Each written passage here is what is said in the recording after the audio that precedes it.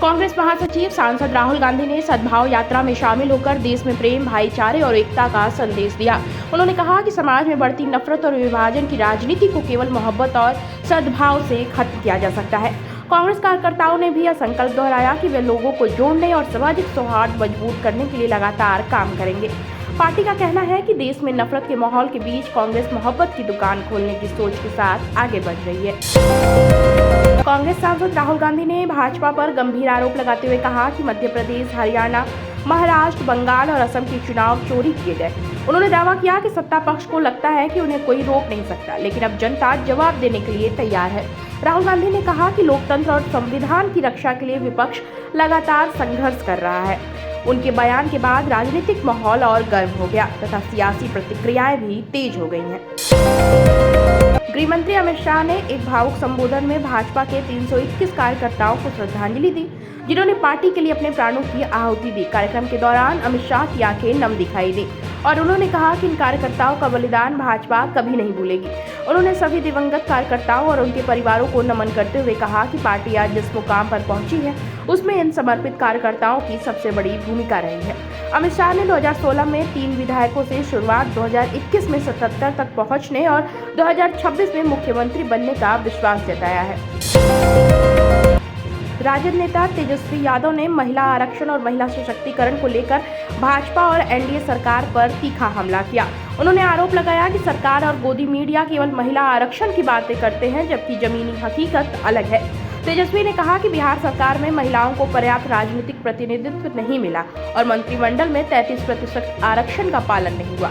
उन्होंने सवाल उठाया कि कितनी महिलाएं मंत्री हैं और उन्हें क्या बराबर भागीदारी दी गई है। तेजस्वी ने इसे परिवारवाद बताया और कहा कि सरकार केवल भाषण देती है, लेकिन महिलाओं को सत्ता में वास्तविक भागीदारी नहीं देती।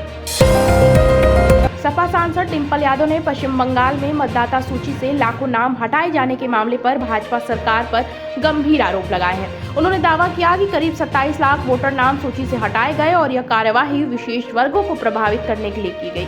डिंपल यादव ने कहा कि वोट का अधिकार लोकतंत्र की सबसे बड़ी ताकत है, लेकिन सरकार इसका दुरुपयोग कर रही है। उन्होंने इसे लोकतांत्रिक व्यवस्था पर हमला बताया और चुनाव आयोग से निष्पक्ष जांच की मांग की है। साथ ही उन्होंने आरोप लगाया कि सरकार जनता के मुद्दों से भटक रही है।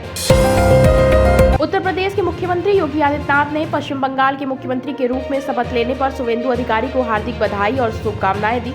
योगी आदित्यनाथ ने कहा कि उन्हें पूर्ण विश्वास है कि प्रधानमंत्री नरेंद्र मोदी के मार्गदर्शन और शुवेंदु अधिकारी के ऊर्जावान नेतृत्व में सोनार बांग्ला का संकल्प साकार होगा।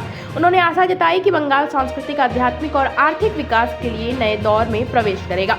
साथ ही योगी ने काली मां से प्रार्थना करते हुए कहा कि यह कार्यकाल जनता की आकांक्षाओं और लोकतांत्रिक मूल्यों की पुनर्स्थापना का स्वर्णिम अध्याय बने।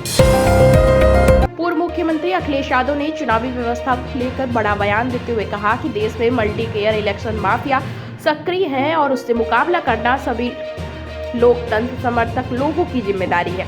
उन्होंने कहा कि चुनाव प्रक्रिया को निष्पक्ष और पारदर्शी बनाए रखने के लिए जनता, राजनीतिक दलों और लोकतांत्रिक संस्थाओं को मिलकर काम करना होगा। अखिलेश यादव ने आरोप लगाया कि चुनाव को प्रभावित करने की कोशिश लगातार बढ़ रही है, जिससे लोकतंत्र कमजोर हो सकता है। उन्होंने कार्यकर्ताओं से सतर्क रहने और जनता के अधिकारों की रक्षा के लिए संघर्ष जारी रखने का आह्वान भी किया। इमरान मसूद ने पश्चिम बंगाल के राजनीतिक हालात का जिक्र करते हुए विपक्षी दलों को बड़ा संदेश दिया। उन्होंने कहा कि बंगाल में जो कुछ हुआ उससे सीख लेकर ही आगामी चुनाव लड़ने होंगे।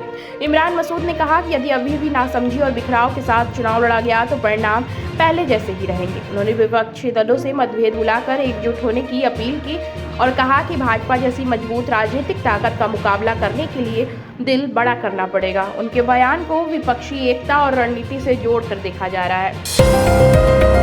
कानपुर में मजदूरों की हड़ताल का मामला सामने आया। नोएडा के बाद अब कानपुर देहात स्थित अरविंद फुटवियर फैक्ट्री के सैकड़ों मजदूरों के काम बंद कर प्रदर्शन शुरू कर दिए हैं। मजदूर फैक्ट्री के बाहर एकत्र होकर वेतन बढ़ाने की मांग कर रहे हैं और अपनी मांगों पर अड़े हुए हैं। स्थिति को देखते हुए मौके पर पुलिस और प्रशासनिक अधिकारी पहुंचे तथा प्रदर्शनकारियों को समझाने का प्रयास किया। मजदूरों का कहना है कि बढ़ती महंगाई के बीच मौजूदा वेतन में परिवार चलाना मुश्किल हो गया है, इसलिए सैलरी बढ़ाई जाए। विधायक पल्लवी पटेल ने यूजीसी इक्विटी रेगुलेशन 2026 को लागू करने की मांग को लेकर जोरदार प्रदर्शन किया। अपना दल कमेरावादी की सिराधु विरासत पल्लवी पटेल अपने हजारों समर्थकों, छात्रों और युवाओं के साथ लखनऊ के चारबाग रेलवे स्टेशन के आउटर क्षेत्र में पहुंची। इस दौरान उन्होंने दिल्ली अयोध्या वंदे भारत ट्रेन को रोक दिया और ट्रेन के इंजन पर चढ़कर झंडा लहराते हुए नारेबाजी की।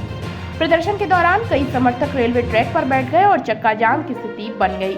मौके पर आरएफ, जीआरपी और स्थानीय पुलिस पहुंची, जहां प्रदर्शनकारियों को और सुरक्षा बलों के बीच नोक-झोंक और हल्की फुल्की धक्का मुक्की भी हुई। स्थिति को नियंत्रित करने के लिए पुलिस ने पल्लवी पटेल को हिरासत में ले लिया, जिसके बाद माहौल शांत हुआ और रेल यातायात बहाल किया गया। पुलिस प्रशासन ने मामले की जांच शुरू कर दी है।